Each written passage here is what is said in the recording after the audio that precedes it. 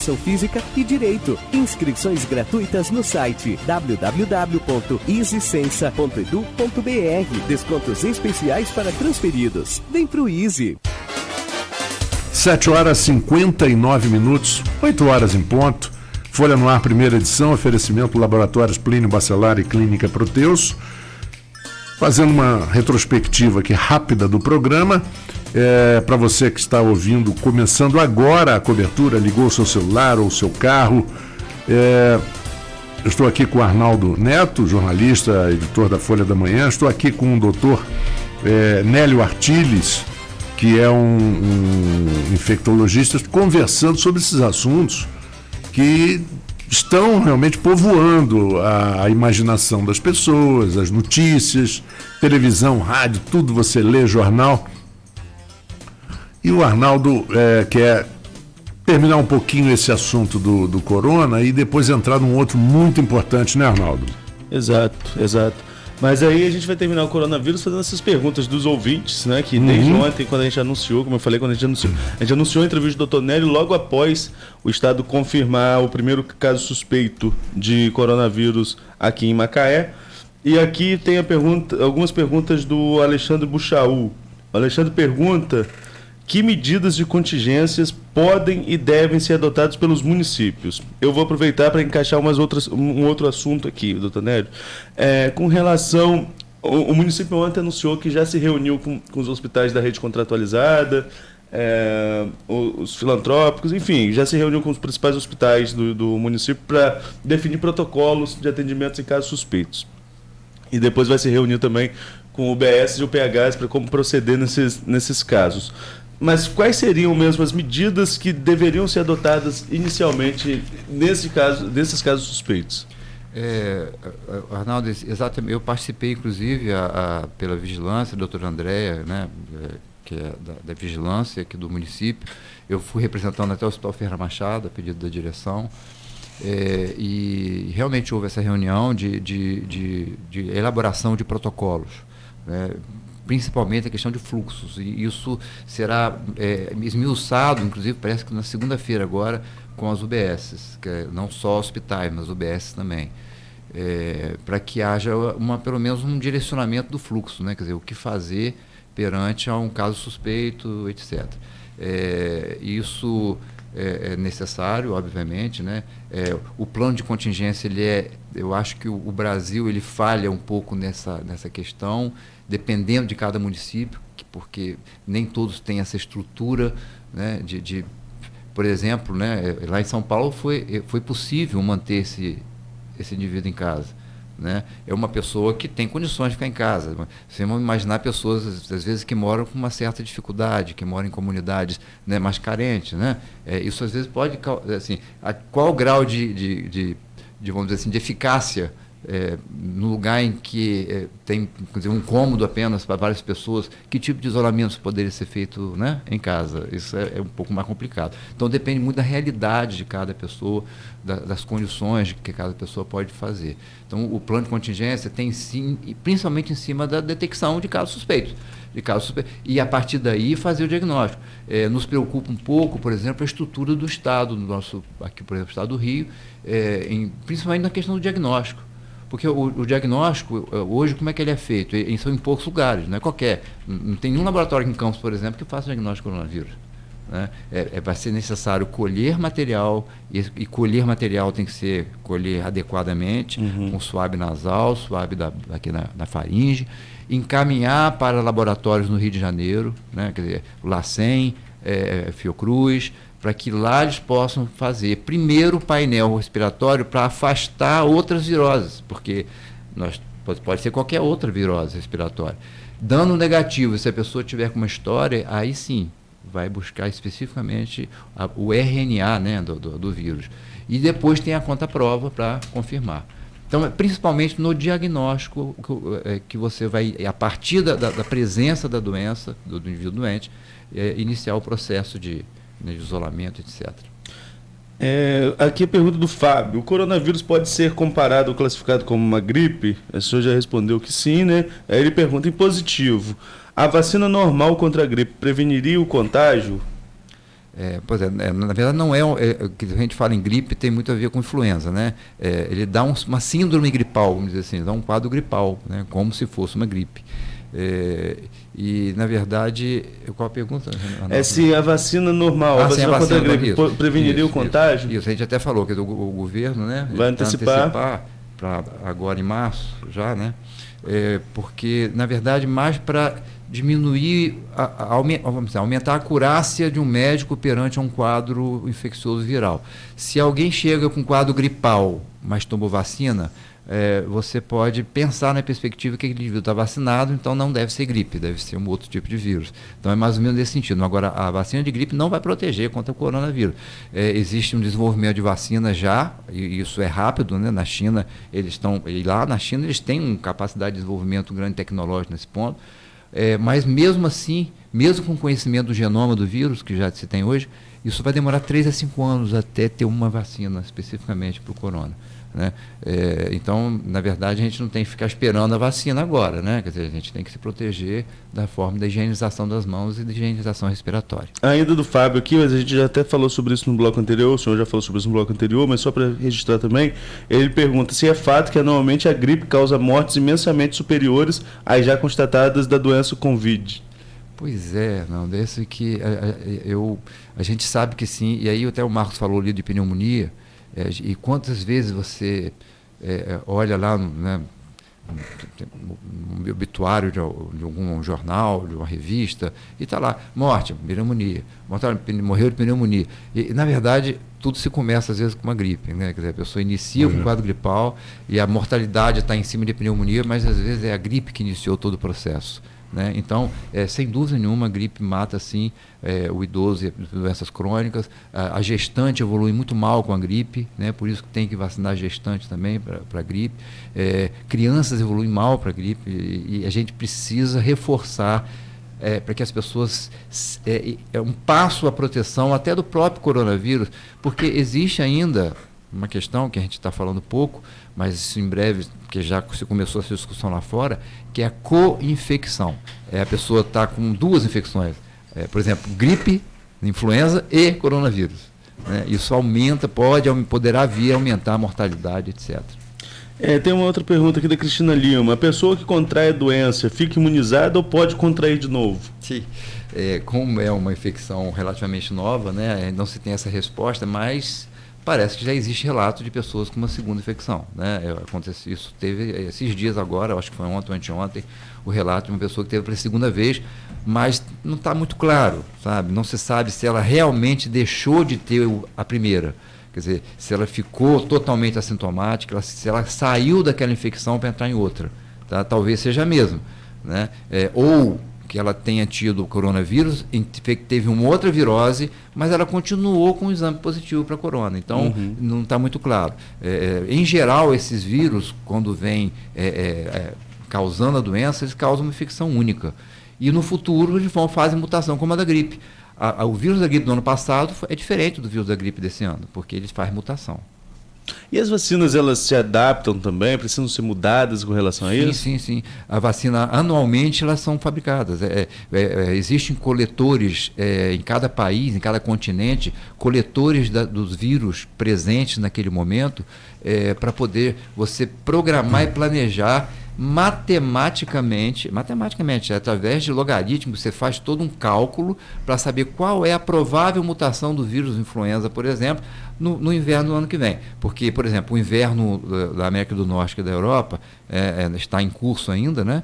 Aliás, a mortalidade lá foi preocupante na América, da influenza, e a gente se preocupa porque é o mesmo que será aqui nessa época, né? Então a gente e aí, o que acontece? Chega agora no meio do ano aqui, no inverno nosso, enquanto a gente está vacinando aqui, eles já estão preparando a vacina do próximo vírus, mesmo sem ainda existir.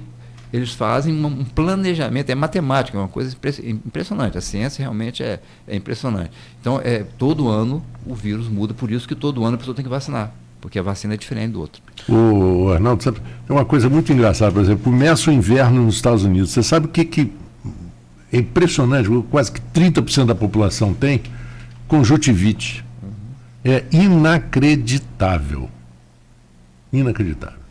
Elevador cheio, lugar cheio, conjuntivite. Aqui nós temos no verão, né? Quer dizer, verão é uma época importante de conjuntivite. Rio de Janeiro, agora em janeiro, teve muita conjuntivite, muita gente com conjuntivite. Seguindo aqui nas perguntas dos ouvintes, Dora Palopaz, em São Paulo já tem gente usando máscara. É precoce? Já devemos comprar? A gente falou sobre isso, né? É como se a máscara fosse proteger, né, doutor? É até uma falsa impressão. Essa falsa impressão é perigosa. A pessoa acha que está com máscara, né, e esquece de lavar a mão. Esquece de, na hora que vai consertar a máscara, está com a mão suja, né? Vai coçar um olho. Né? Então, a proteção ela é bem relativa. Eu acho que a expressão correta é assim: a máscara cirúrgica ela é interessante para quem já está com vírus, para proteger o outro. Agora, o saudável tem uma proteção limitada. Né? O importante realmente é procurar lugares arejados, né? Evitar aglomerações, o que isso às vezes dentro de uma via pública é difícil, né? Dentro de um ônibus é complicado, mas dentro do possível lavar as mãos. A pia, sempre que for possível lavar a mão, e se não puder lavar a mão, ter o álcool gel à mão, né? É próximo. É aquela história, né? A gente faz essas orientações, mas tudo isso tem custo, né? O álcool gel tem custo. Nem todo mundo... E fica um pouquinho mais caro quando surgem essas doenças, né? Nem todo mundo consegue comprar álcool gel. Que nem lenço, por exemplo, lenço de papel. Nem todo mundo consegue comprar lenço de papel para jogar fora. Às vezes tem gente que usa toalhinha. Essa toalhinha que é complicada, né? Quer dizer, uma toalhinha que pode compartilhar com outro. Então, tudo tem que ter bom senso. E essa imagem das pessoas andando com máscara causa uma sensação de pânico muito maior na população também, né? Pois é. Eu acredito que não seja a melhor forma. É uma forma, claro, mas de proteção que se utiliza, mas vamos priorizar a questão da higienização, de quando for espirrar ou tossir, né, fazer justamente no braço, acima do cotovelo, e estar sempre lavando a mão. Sempre lavando a mão. Eu ouvi até uma pessoa ontem falando, não lembro mais quem foi, mas vamos evitar, porque brasileiro é muito... Está sempre próximo, e dá 2 beijinhos, dá 3 beijinhos, né? A gente está falando, não é que a gente vai mudar tanto o comportamento assim, mas vamos lembrar que nós estamos iniciando um quadro viral, provavelmente, e essa coisa... Arnaldo, Marcos, você acha que só tem esse coronavírus provável que está ali em Macaé? Não, é provável. Eu mesmo conheço várias pessoas que estiveram na Itália agora, estão de volta. Então ele estará entre nós, não tem como evitar isso. O que a gente precisa fazer é, volto a dizer, se alimentar bem, dormir bem, se hidratar bem e ter uma higienização adequada, lavar sempre as mãos, né? Estar sempre bem nutricionalmente para poder enfrentar essas adversidades. Aqui no grupo é o último questionamento com relação ao coronavírus, que é da Daniela Tinoco, perguntando as diferenças entre os sintomas da gripe comum e do coronavírus. Não tem diferença. É a mesma sintomatologia. É um quadro respiratório, dor de garganta, tosse, mal-estar, que pode ter febre ou não. Inclusive, o governo coloca aqui como caso suspeito quando há febre, né? A presença da febre, o que pode não ter.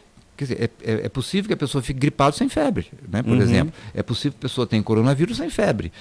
Mas, de uma certa forma, é uma forma de afunilar e trazer, né, para caso, senão você pegar todas as pessoas com resfriado, entre aspas, e ter que fazer exame é complicado. Então, o caso suspeito hoje em dia está quem está com febre.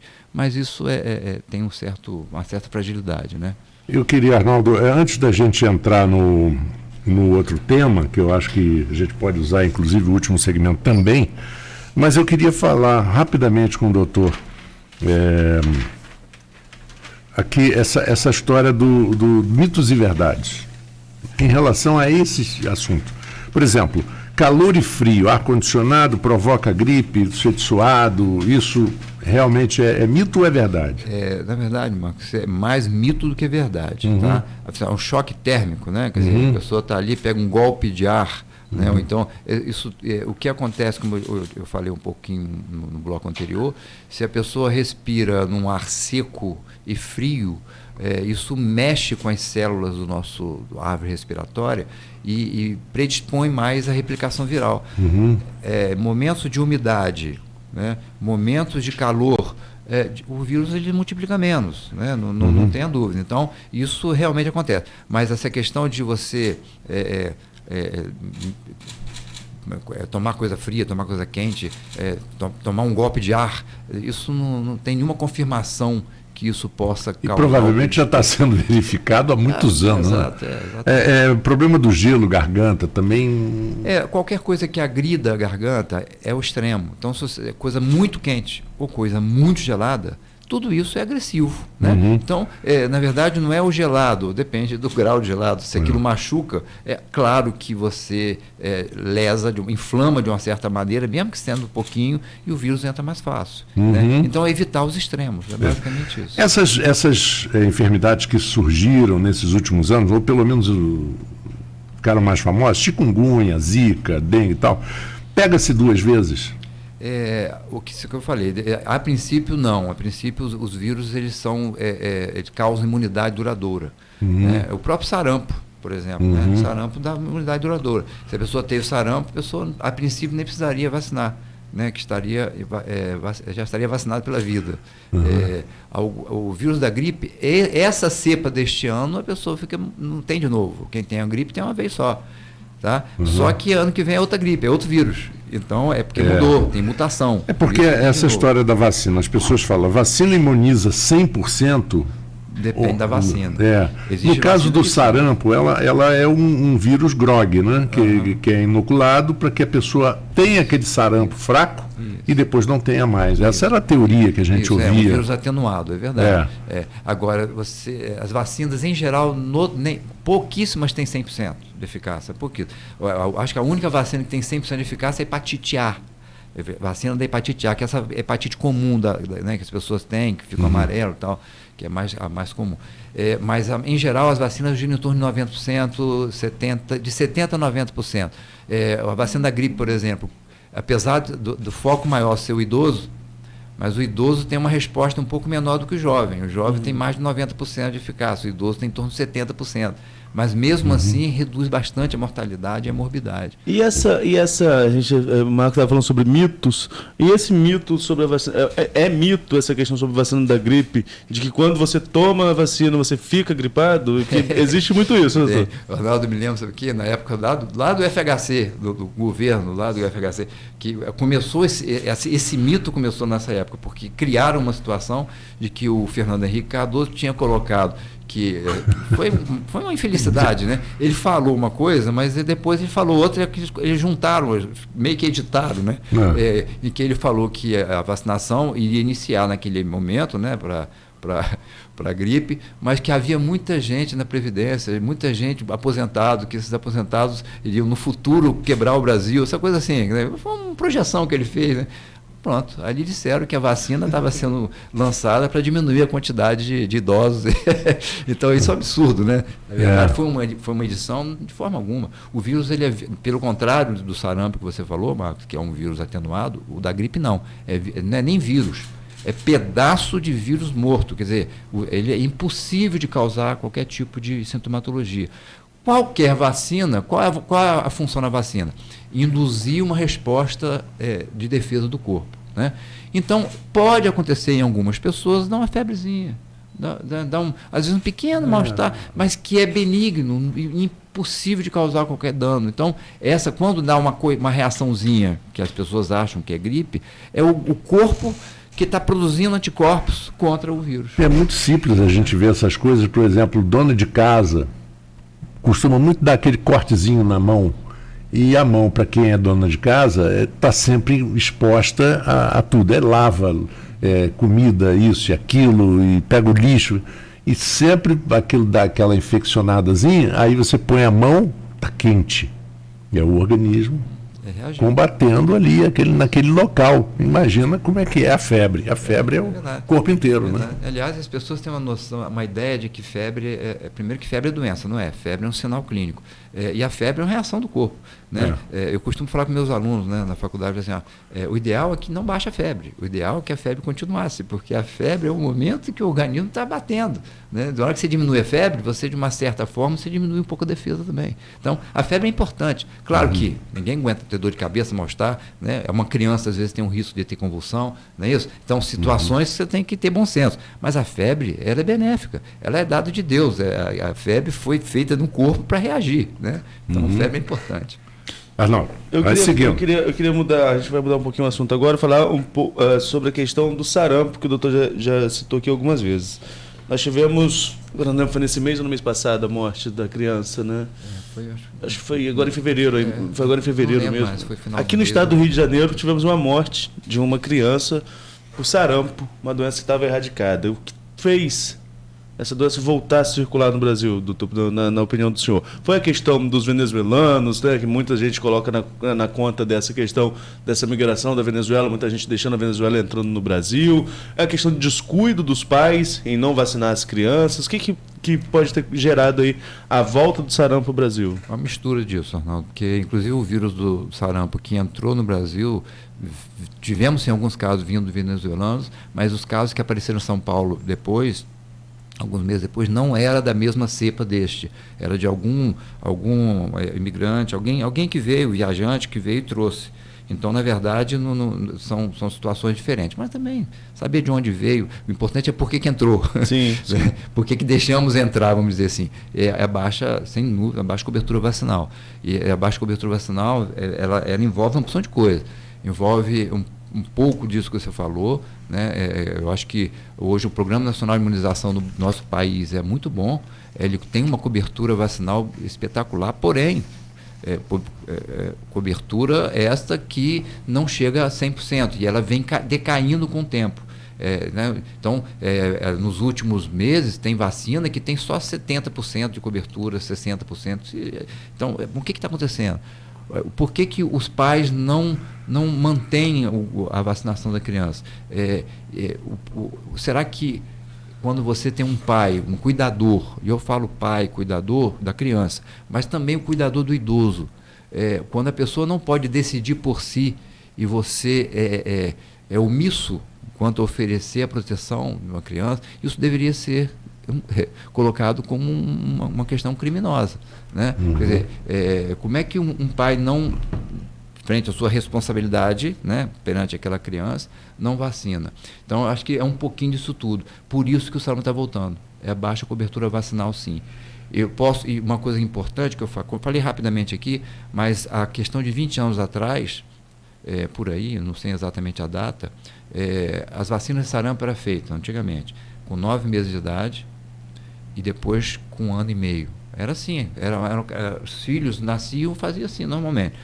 Chegou à conclusão que a criança abaixo de 1 ano de idade não consegue fazer a vacinação ser tão protetora. Então, o que acontece? As pessoas acham que tomaram 2 doses, mas só tomou uma efetiva, que foi essa a partir de 1 ano, e ficou faltando outra, entendeu? Então, é preciso 2 doses da vacina a partir de 1 ano de idade. E, mesmo assim, olha só, mesmo assim, existe alguns casos pipocando por aí, pelo país, com as 2 doses. Mesmo com as 2 doses de vacina, algumas pessoas podem ter sarampo. Então, se existe alguma dúvida, se a vacina tem muito tempo, não é nada demais a pessoa tomar a 3ª, tá? Não faz mal. Vacina demais é melhor do que vacina de menos. Tá? Eu teria, só para aproveitar o assunto, essa história do cuidador que o senhor se refere, se encaixaria, não é um problema de vacina, não, mas se encaixaria naqueles casos de algumas religiões que proíbem de forma definitiva a transfusão de sangue. Por exemplo, tem vários casos aí da gente ver na mídia, Testemunha de Jeová, né? Testemunha de Jeová, no caso, mas é que os pais não permitiam a transfusão quando ela era necessária para salvar a vida de uma criança. E havia uma discussão muito grande em cima de que se o médico teria poder para chegar e falar, não, eu vou salvar a vida, e que o senhor querendo ou não querendo, eu vou salvar a vida dessa criança e vou fazer. E como é que está essa situação de decisão tomada? A vida é em primeiro lugar. Verdade. Na verdade, isso é um debate muito interessante, Marcos. Eu sou professor de infectologia, né, da minha área, mas também eu sou professor de ética e bioética de uma escola médica aqui da região. E eu, na verdade, eu coloco isso, eu costumo colocar isso no debate. Hoje, essa premência que o médico precisa salvar vidas, não há dúvida, há também que considerar o respeito à crença, né, numa situação. E existe, sim, algumas condições, vamos dizer assim, outras opções, por exemplo, em relação ao testemunho de Jeová. O sangue é um elemento fundamental numa determinada hora. Existem outros elementos que podem ser usados com quase a mesma eficácia do sangue. Tá? Então, é possível hoje você optar, né, por não utilizar o sangue e utilizar outro elemento.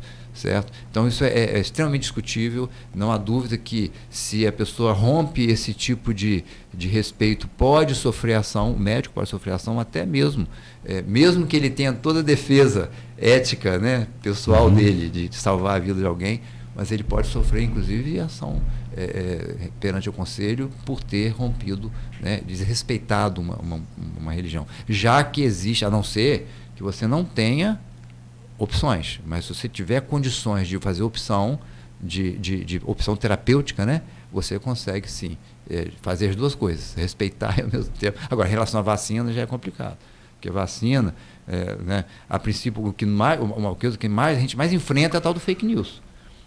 As pessoas criarem situações dizendo que vacina faz mal, que vacina causa doença, que vacina pode levar a câncer. Né? Isso que é terrível, se você pensar que a varíola foi erradicada, né, através de vacina, né? Doenças, a poliomielite é uma doença terrível, né? Que quantas pessoas tivemos sequelas de poliomielite, ela na verdade foi erradicada do país, mas não do planeta. A poliomielite continua lá. Na África, por exemplo, tem lugares que tem poliomielite. Então a gente corre risco da polio voltar, né? Assim como o sarampo voltou, não é isso? Então a gente precisa está sempre esclarecendo que essa questão do fake news é um absurdo, é um crime, né? As pessoas inventarem determinadas coisas em relação à vacina, é uma atitude, uma ação que salva a vida de pessoas. Arnaldo, coloca alguma coisa já para o último segmento. No último segmento, acho que a gente deve continuar falando sobre essa questão de vacina. Do que será que leva, né, o que motiva a essa campanha anti-vacinação? Acho que é uma coisa que a gente pode discutir. E tem um outro assunto também que o doutor levantou, que é interessante, a questão de sanções com relação a não vacinar. A rede pública de educação, por exemplo, hoje só admite o aluno entrar, a matrícula do aluno perante o cartão de vacina em dia.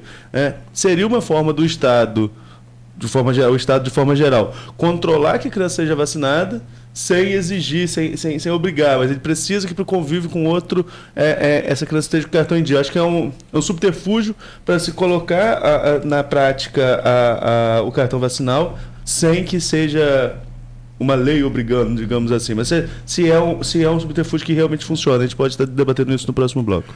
Faremos isso então, são 8h27, vamos ao intervalo e voltamos em instantes com Folha no Ar, primeira edição. A Proteus, moderna empresa especializada em